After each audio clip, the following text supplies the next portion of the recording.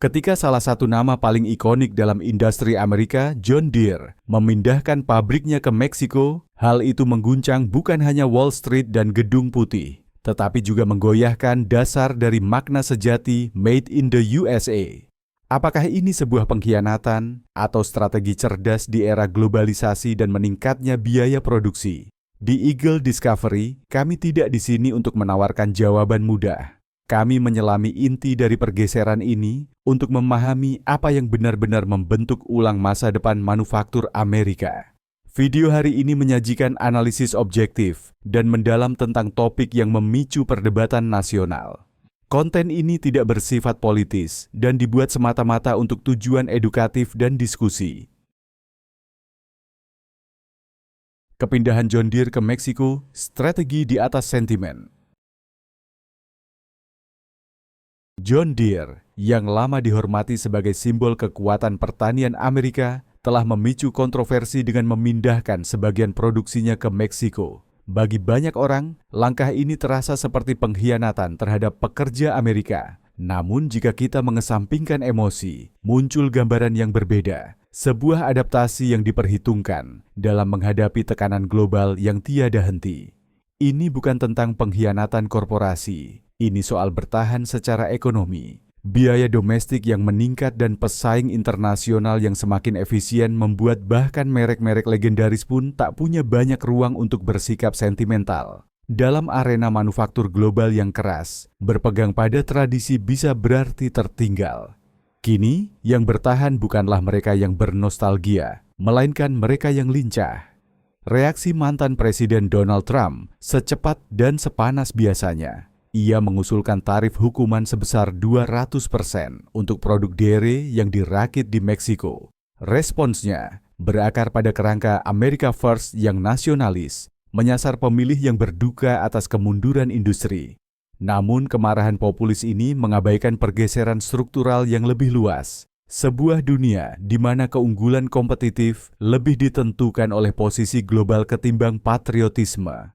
Pada akhirnya, benturan ini mencerminkan keretakan yang lebih dalam antara siklus politik jangka pendek dan strategi jangka panjang yang dibutuhkan oleh korporasi global. Politisi berpikir dalam kerangka pemilihan ulang. Bisnis berpikir dalam kerangka keberlanjutan, inovasi, dan rantai pasokan internasional.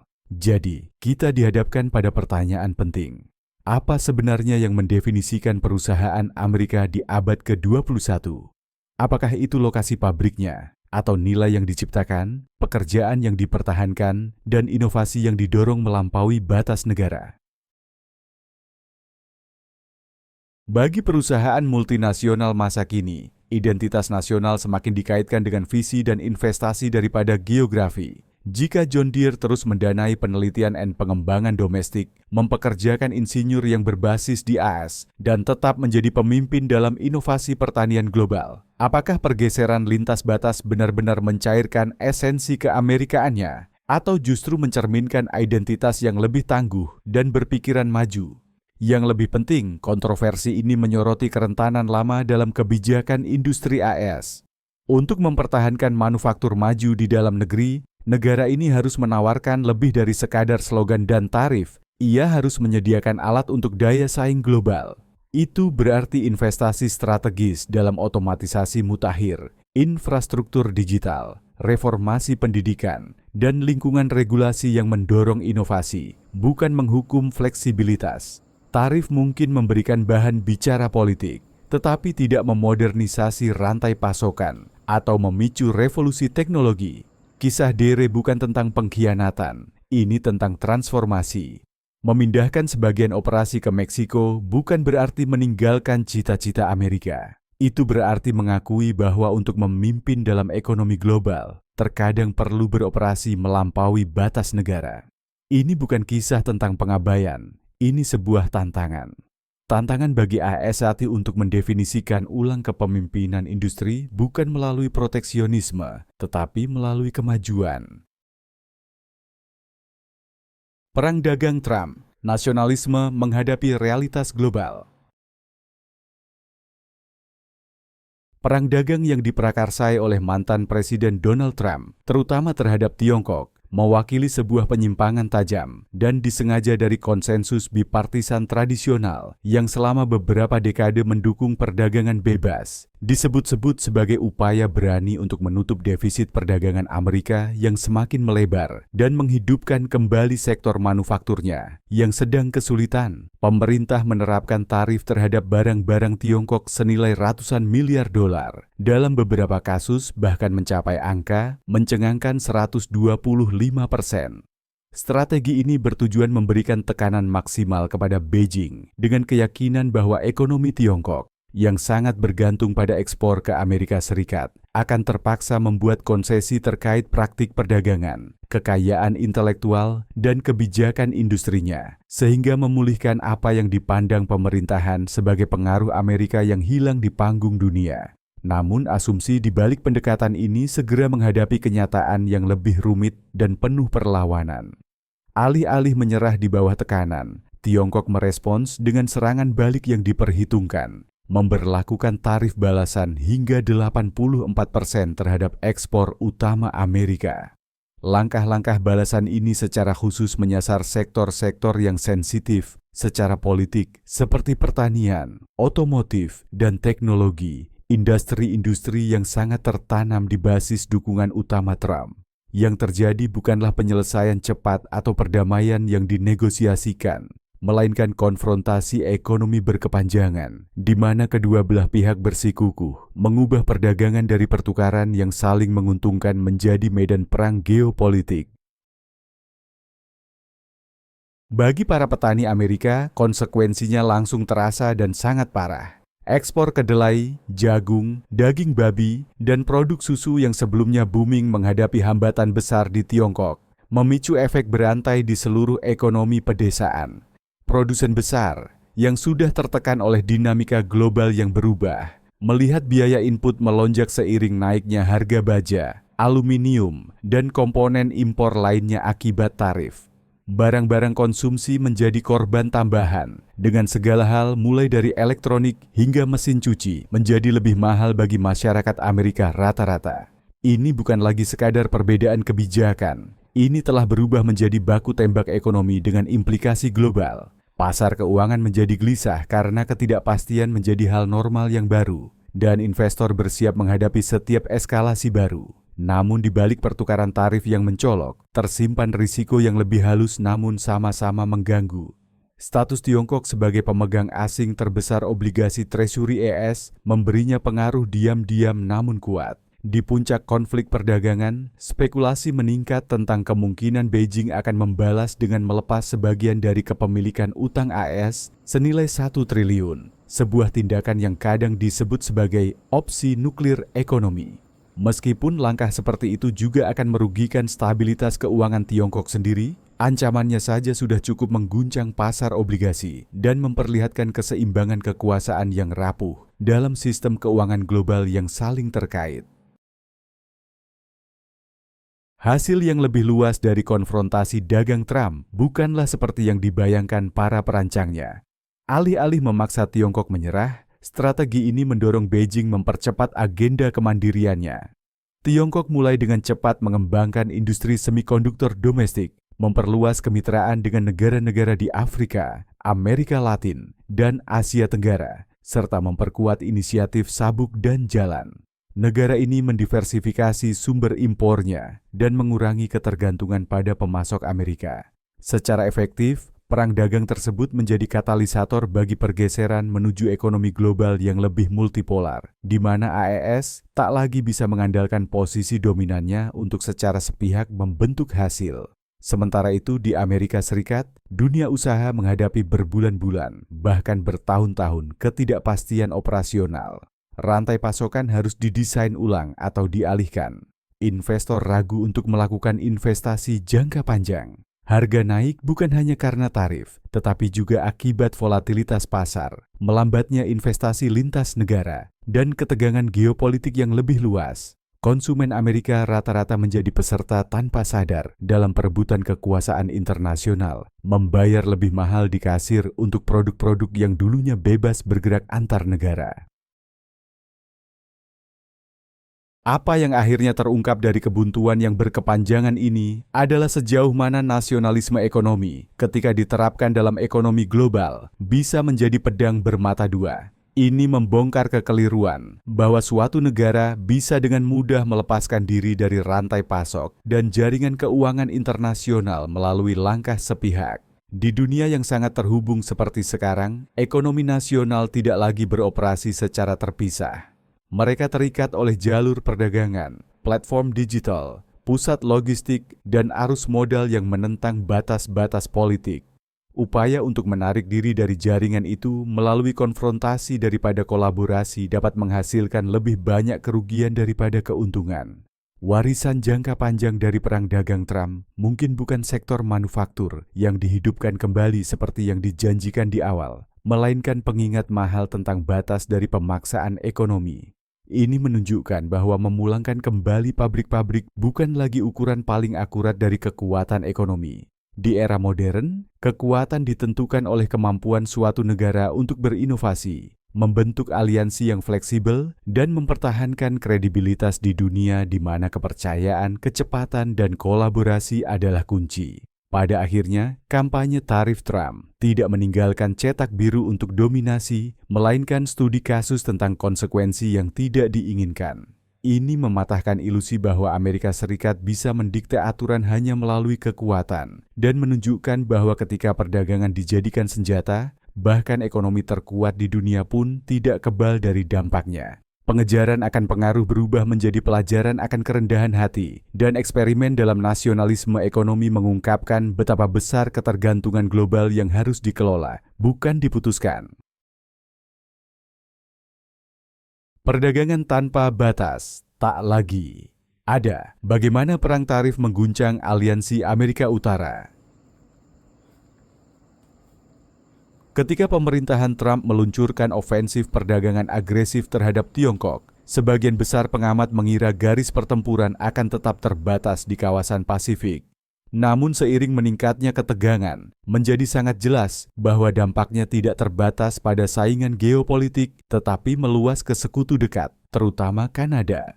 Pengenaan tarif sebesar 25% terhadap baja dan aluminium Kanada mengejutkan salah satu hubungan perdagangan paling terintegrasi di dunia modern. Ini bukan sekadar pukulan ekonomi, ini adalah keretakan diplomatik yang menghantam dekade kemitraan militer dan ekonomi di bawah kerangka seperti NAFTA dan kemudian USMCA. Kanada bukan hanya terluka secara ekonomi, negara itu secara simbolis disisihkan, menandakan bahwa bahkan teman pun bisa menjadi sasaran gelombang nasionalisme America First yang tak terduga. Reaksi Kanada, meskipun hati-hati, tetap tegas. Pejabat mengutuk tarif tersebut sebagai tidak berdasar dan menyinggung, serta dengan cepat memberlakukan langkah balasan yang menyasar barang-barang khas Amerika, mulai dari jus jeruk hingga sepeda motor, whisky, dan sirup maple. Di lapangan, konsumen Kanada mulai beralih ke produk lokal atau alternatif dari Eropa. Arus pariwisata melambat dan industri lintas batas seperti dirgantara, otomotif, dan logistik dipaksa menata ulang operasi mereka. Perusahaan yang selama ini mengandalkan perdagangan tanpa hambatan, kini menghadapi bukan hanya biaya tambahan, tetapi juga kepercayaan yang rusak dan ketidakpastian yang mengganggu.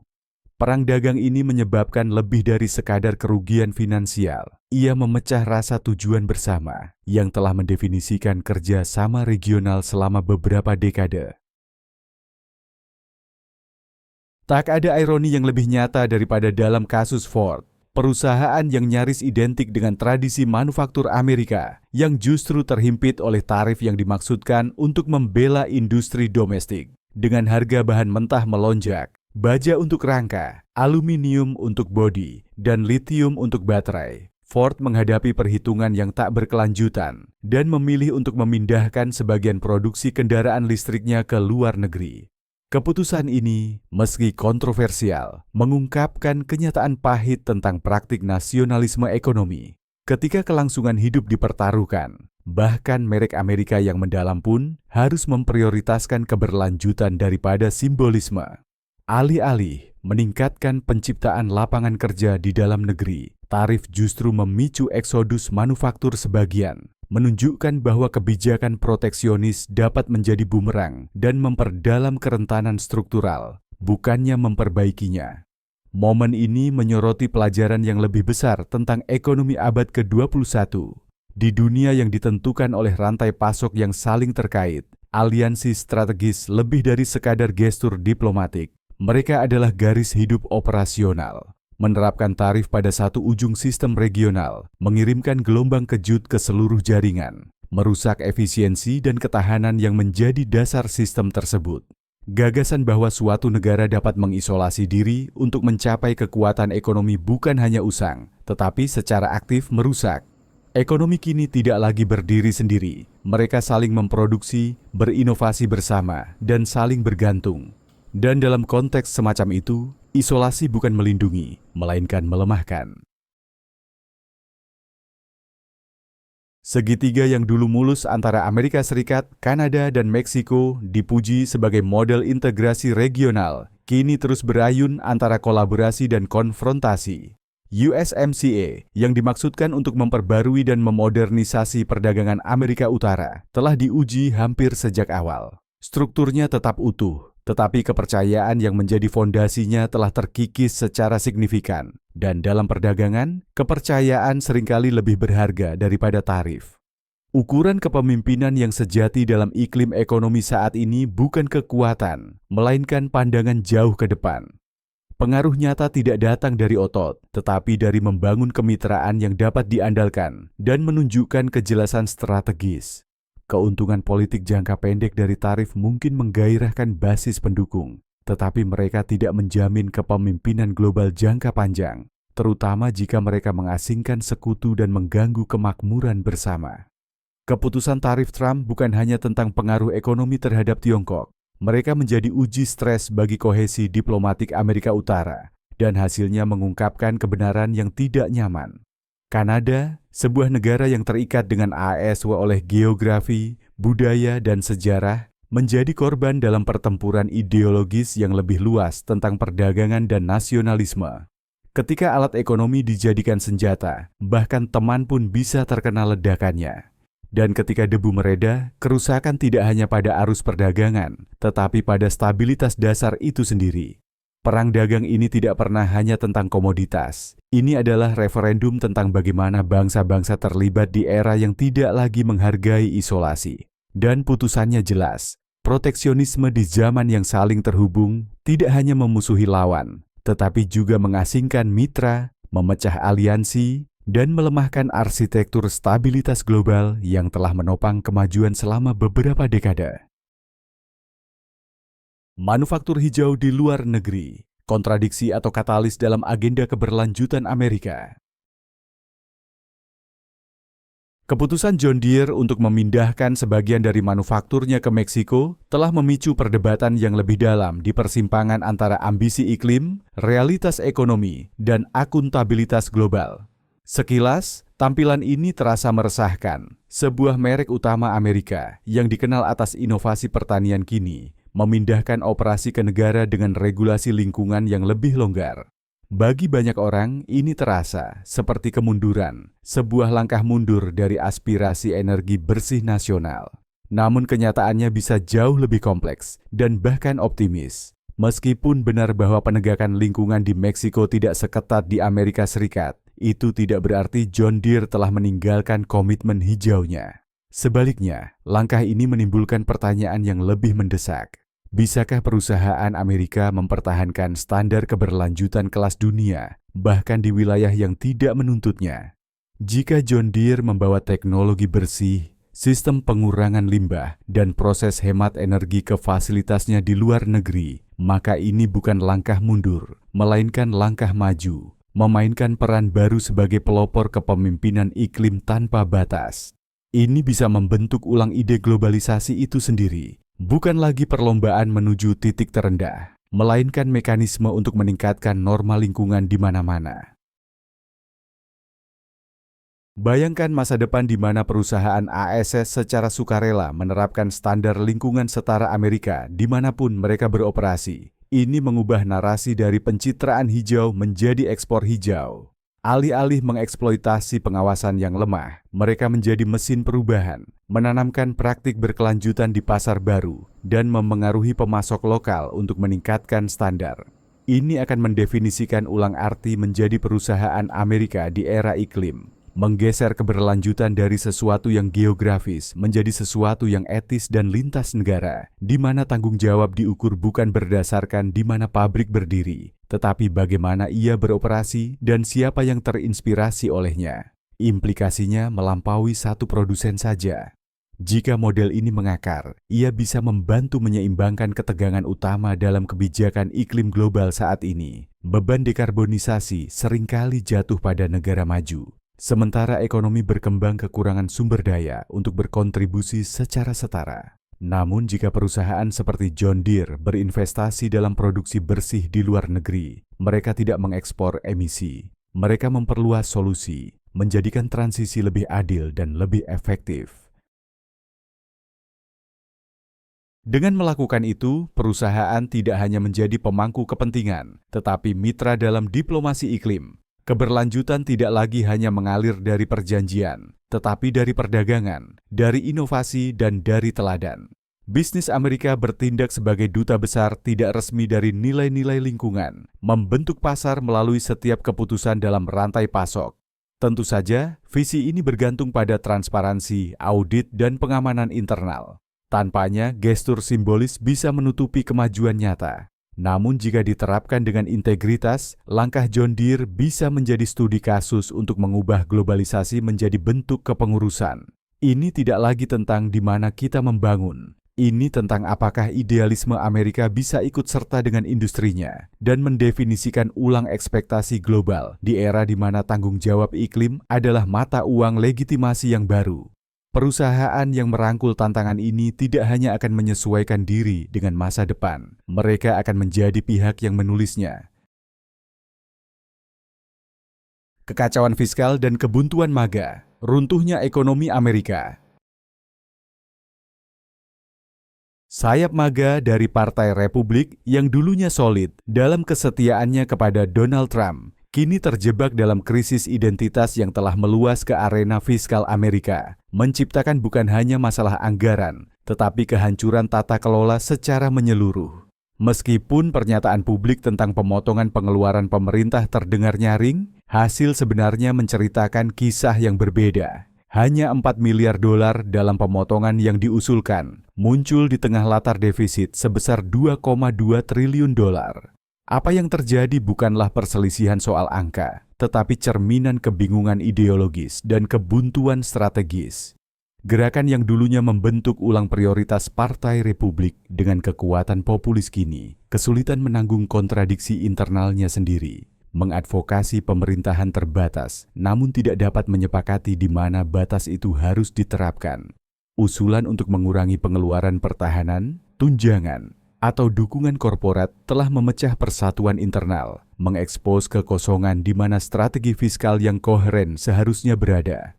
Apa yang mungkin tampak seperti keterlambatan legislatif sebenarnya adalah kegagalan yang lebih dalam untuk menyelaraskan visi dengan tindakan. Di luar gedung Kongres yang megah, kerusakan semakin dalam. Kepercayaan publik terhadap kepemimpinan politik terus terkikis. Para pemilih tidak melihat kompromi sulit atau tata kelola yang disiplin, mereka melihat kekacauan. Saat perdebatan terus berlangsung, kepercayaan investor merosot.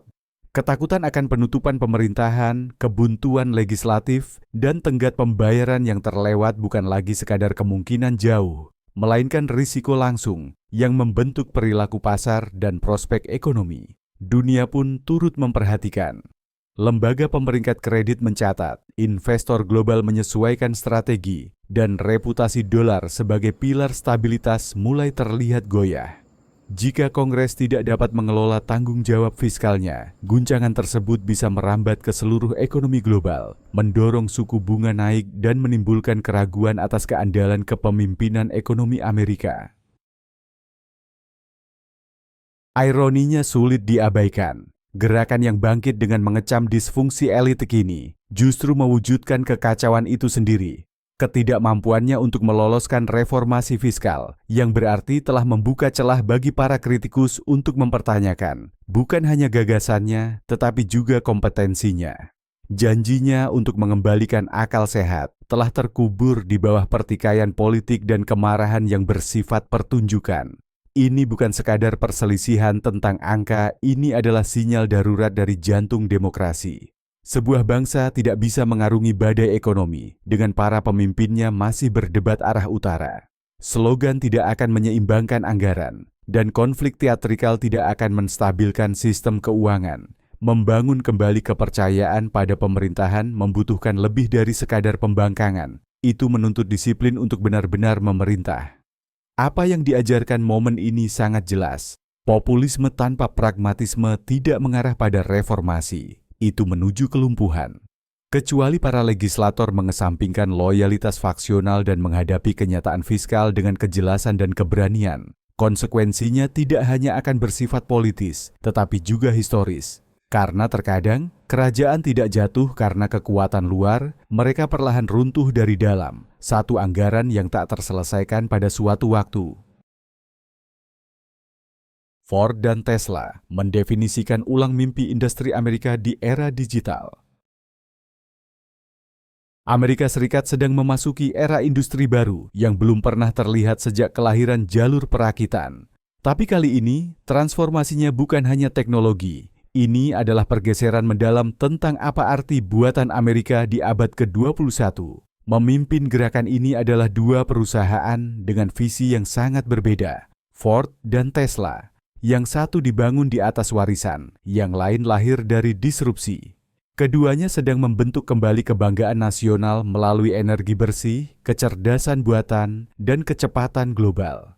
Proyek T3 milik Ford lebih dari sekadar pembaruan produk. Ini adalah reinvensi total atas fondasi industrinya. Melalui produksi otomatis, baterai solid state, kendaraan listrik yang dirancang untuk bertahan 1.000.000 mil, dan pengisian daya super cepat. Ini bukan penyegaran teknologi, ini adalah deklarasi budaya. Ford sedang berkata bahwa menjadi orang Amerika berarti berkembang. Seperti yang dikatakan CEO Jim Farley, ini bukan nostalgia, ini adalah kelangsungan hidup. Tidak semua orang menyambut perubahan ini. Mantan Presiden Donald Trump mengecam elektrifikasi dan otomatisasi Ford sebagai tindakan yang tidak patriotik, mengklaim bahwa dekarbonisasi dan robotika akan mengkhianati pekerja Amerika. Namun, tanggapan Ford menyentuh inti patriotisme modern. Di dunia yang bergerak cepat menuju masa depan digital dan hijau, terjebak di masa lalu adalah bahaya yang sebenarnya. Ford berargumen bahwa untuk memimpin masa depan, Anda harus membangunnya, bukan melestarikan reruntuhan masa lalu. Sementara Ford memodernisasi warisannya, Tesla membangun kerajaannya dari nol, tanpa infrastruktur warisan atau jaringan dealer yang usang. Tesla memiliki setiap tahap, dari penambangan litium dan produksi baterai hingga perakitan kendaraan dan penjualan langsung. Kontrol vertikal ini memberi Tesla kecepatan, skala, dan kemandirian yang tak tertandingi. Tesla bukan hanya membuat mobil, mereka mengendalikan seluruh proses, dan itu telah menjadi kekuatan super kompetitif mereka. Ford dan Tesla mungkin mengikuti jalur berbeda, tetapi mereka menuju ke tujuan yang sama, versi industri Amerika yang lebih cerdas, bersih, dan gesit. Apakah kemajuan lahir dari reinvensi atau penciptaan dari awal? Keduanya menunjukkan bahwa masa depan Made in America bukan tentang jalur perakitan, tetapi tentang pemikiran sistem, teknologi bersih, dan daya saing global.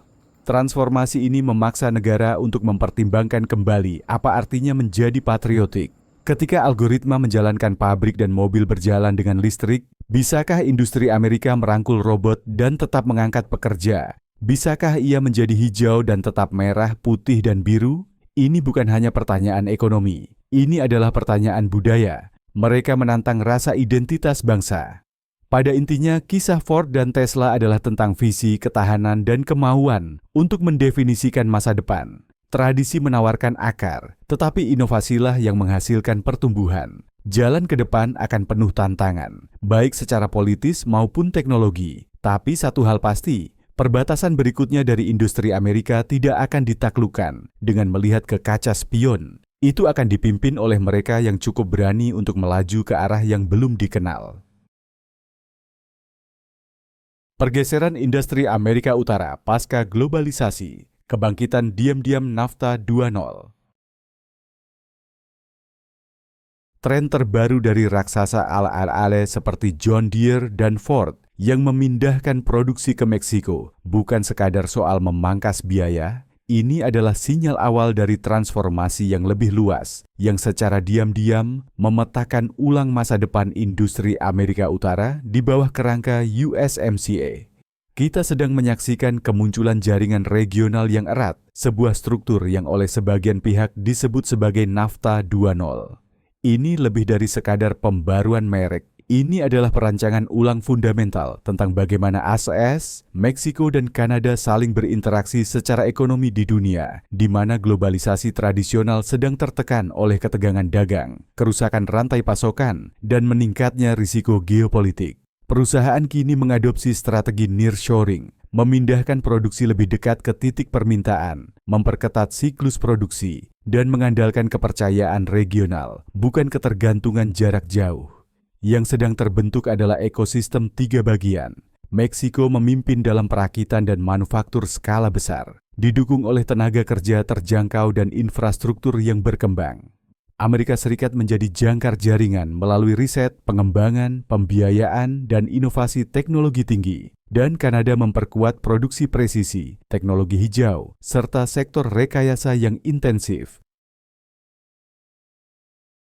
Pembagian peran baru ini bukan hanya efisien, ini bersifat protektif. Ia membangun ketahanan terhadap gangguan yang dulu jarang terjadi, tapi kini muncul secara rutin. Kekurangan chip, penundaan pengiriman, ketegangan geopolitik, fluktuasi tarif.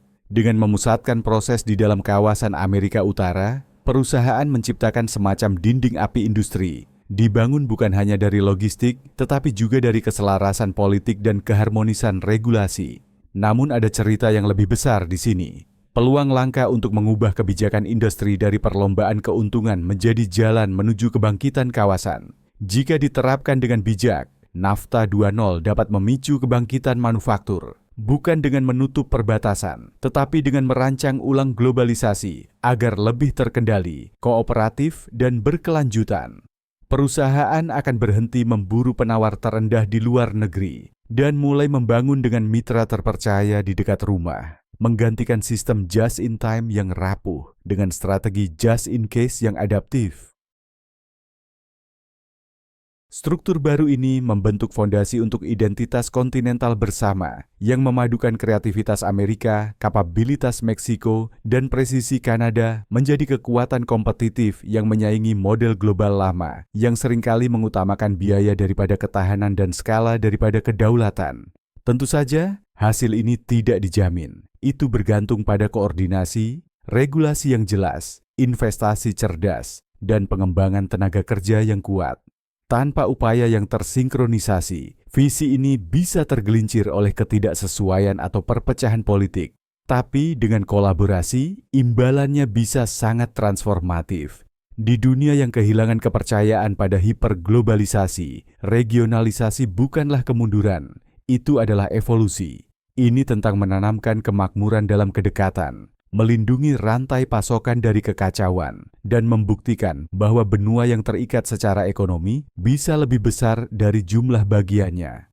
Apa yang kita saksikan bukanlah koreksi pasca NAFTA. Ini adalah cetak biru baru tentang bagaimana kawasan, bukan hanya negara, bisa berkembang dalam ekonomi abad ke-21 yang terpecah dan bergerak cepat. Di dunia yang semakin terhubung dan kompetitif, wajar jika perusahaan seperti John Deere dan Ford meninjau kembali strategi mereka untuk tetap unggul. Namun beradaptasi dengan perubahan tidak berarti meninggalkan nilai inti atau tanggung jawab sosial. Untuk mendukung masa depan yang benar-benar berkelanjutan, pemerintah harus melampaui tarif dengan berinvestasi pada infrastruktur, pendidikan, dan inovasi. Hanya melalui kolaborasi kuat antara kebijakan publik dan industri swasta, Amerika Serikat dapat memimpin era industri berikutnya dengan tujuan dan ketahanan. Terima kasih telah menonton. Jika Anda merasa video ini bermanfaat, jangan lupa like, share, dan subscribe. Tinggalkan pendapat Anda di kolom komentar. Kami menghargai setiap perspektif. Sampai jumpa di video berikutnya.